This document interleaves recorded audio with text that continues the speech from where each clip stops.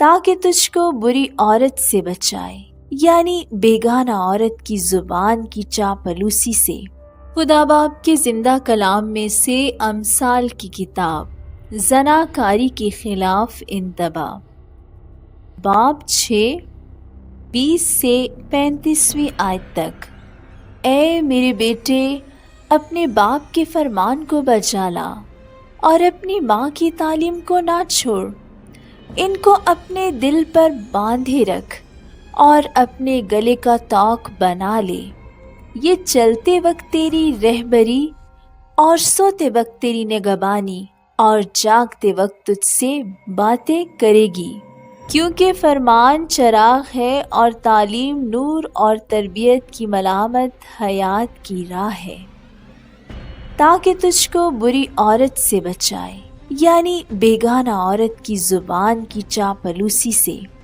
تو اپنے دل میں اس کے حسن پر عاشق نہ ہو اور وہ تجھ کو اپنی پلکوں سے شکار نہ کرے، کیونکہ چھنال کے سبب سے آدمی ٹکڑے کا محتاج ہو جاتا ہے اور زانیہ قیمتی جان کا شکار کرتی ہے۔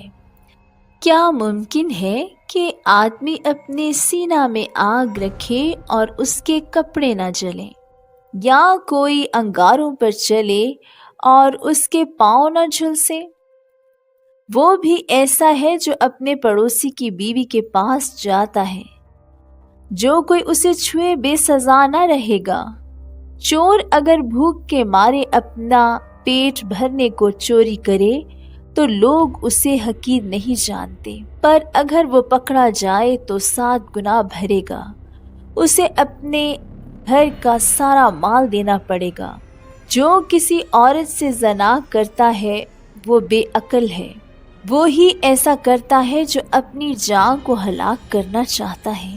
وہ زخم اور ذلت اٹھائے گا اور اس کی رسوائی کبھی نہ مٹے گی، کیونکہ غیرت سے آدمی غضبناک ہوتا ہے اور وہ انتقام کے دن نہیں چھوڑے گا۔